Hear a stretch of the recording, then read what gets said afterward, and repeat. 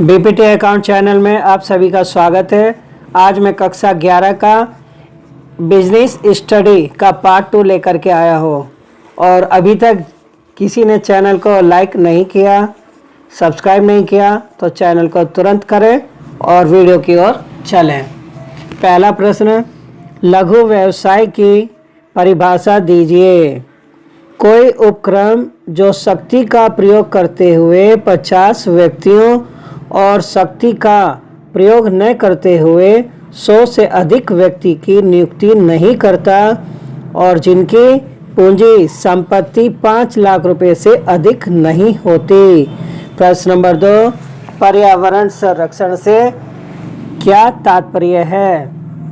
तो इसका आंसर बच्चों देंगे, पर्यावरण संरक्षण से तात्पर्य जल, वायु और थल को स्वच्छ रखने से है। वित्त का व्यवसाय से क्या महत्व है? वित्त किसी भी शरीर रूपी संस्था में रक्त के समान है। बिना वित्त कोई कार्य संभव नहीं है। बच्चों मैं यहाँ पर बता देता हूँ, जैसे हमारे शरीर के लिए ब्लड की आवश्यकता होती है तो ठीक वैसे ही व्यापार को या व्यवसाय को करते समय वित्त की यानी कि पूंजी की आवश्यकता होती है। अगले प्रश्न की ओर बढ़ते हैं। अंतर्राष्ट्रीय व्यापार का अर्थ बताइए। तो इसका आंसर होगा, दो पृथक राष्ट्रों के मध्य होने वाले व्यापार को अंतर्राष्ट्रीय व्यापार कहते हैं। अगला प्रश्न है, पर्यावरण से क्या तात्पर्य है? समाज के चारों ओर का आवरण या धरती के चारों ओर का आवरण पर्यावरण है। अगला प्रश्न है, वित्त के स्रोत को किस प्रकार से वर्गीकृत किया जा सकता है? तो इसके 3 हमारे वर्गीकृत हैं। पहला, अवधि के आधार पर, नंबर 2 उत्पत्ति के आधार पर, नंबर 3 स्वामित्व के आधार पर। अगला प्रश्न की ओर बढ़ते हैं, लघु उद्योग की कोई 2 विशेषताएं बताइए। तो आंसर होगा स्वतंत्र प्रबंधन और सीमित निवेश। अगला प्रश्न है, महिला उद्योग किसे कहते हैं? तो इसमें आंसर देंगे, ऐसे उद्योग जो महिला प्रमुख हैं तथा जिसमें 51% से अधिक की स्थायित्व महिला के अधिकार में है, महिला उद्योग कहलाते हैं। बच्चों इसमें जैसे कि एग्जांपल दे सकते हैं लिज्जत पापड़ का हम, क्योंकि वो महिला ग्रामीण उद्योग से ही रिलेटिव है। तो चैनल के अंत तक बने रहें और अगले प्रश्न की ओर हम बढ़ रहे हैं। आंतरिक व्यापार का अर्थ व विशेषता बताइए। एक ही राष्ट्र की सीमाओं के भीतर होने वाले व्यापार को आंतरिक व्यापार कहते हैं। विशेषताएं मिलेंगे, एक ही राष्ट्र के सीमाओं के भीतर किया जाता है। नंबर 2, एक ही प्रकार की मुद्रा का प्रयोग होता है। नंबर 3, माल का सरल हस्तांतरण। नंबर 4, वैकल्पिक परिवहन साधनों का प्रयोग। यह आंतरिक व्यापार कहा जाता है जो एक राष्ट्र की सीमा में रह करके किया जाता है। अंतर्राष्ट्रीय व्यापार के प्रकार बताइए।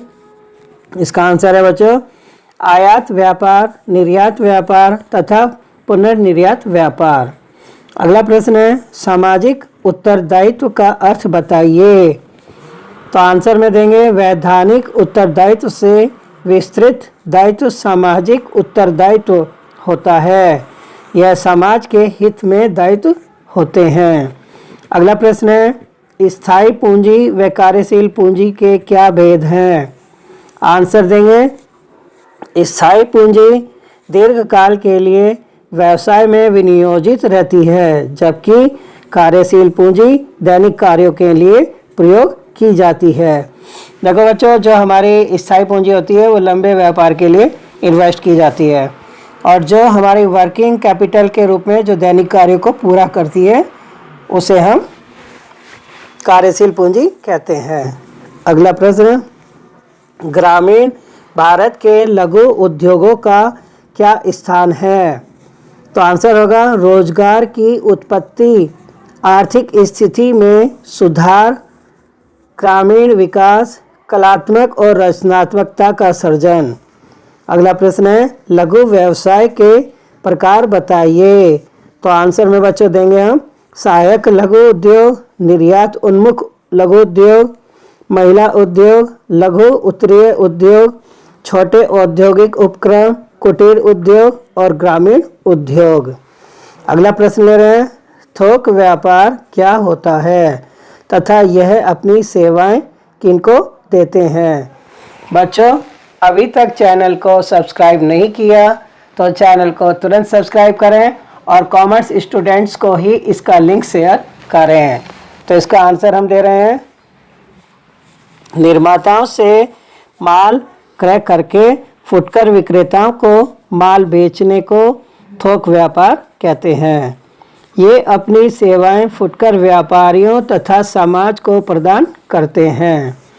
अगला प्रश्न ले रहे हैं, अंतर्राष्ट्रीय व्यापार की कोई 2 कठिनाइयां बताइए। बच्चों इसका आंसर देंगे, आयात निर्यात कर तथा विदेशी व्यापारियों के संबंध में पर्याप्त सूचनाओं का अभाव।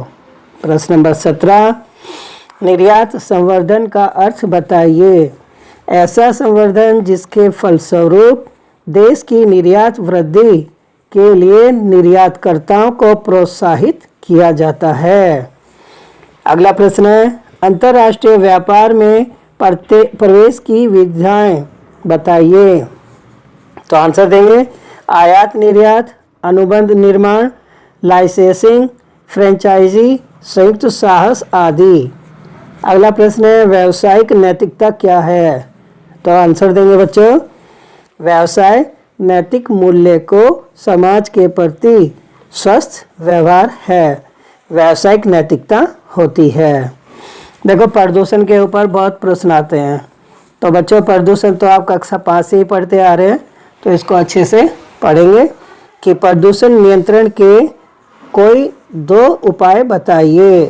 तो पहला है पर्यावरण मूल्यांकन, नंबर 2 सरकारी नियमन।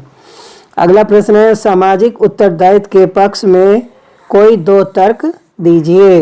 तो पहला, सामाजिक समस्याओं में योगदान, नंबर 2 व्यवसाय के लिए उचित वातावरण। बच्चों, वीडियो को बहुत जल्दी लाइक करें, अपने दोस्तों में शेयर करें और वीडियो के अंत तक बने रहें। अगले प्रश्न की ओर हम चल रहे हैं, ऋण पत्रों के कोई 2 भेद बताइए। तो इसका आंसर होगा, नंबर 1 नग्न ऋण पत्र, नंबर 2 सौदे ऋण पत्र। अगला प्रश्न है, निक्षेपगार रसीद के कौन कौन से रूप हैं।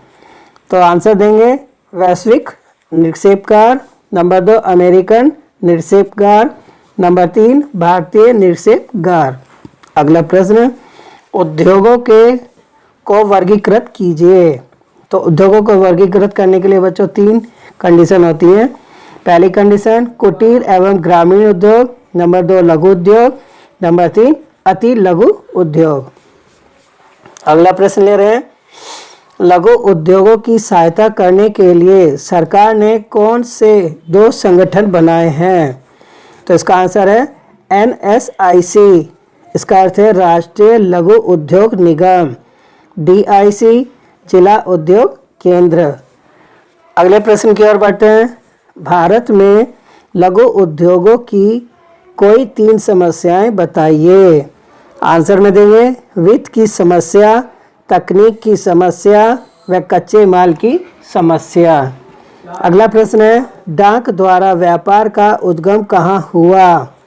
तो आंसर देंगे, इस पद्धति का उद्गम अमेरिका में हुआ। देखो बच्चों, जो हमारे डाकघर होते हैं उसके द्वारा भी व्यापार किया जाता है और इसका सर्वप्रथम अमेरिका ने किया था। अगले प्रश्न की ओर बढ़े, नीति शास्त्र की परंपरागत अवधारणा क्या है।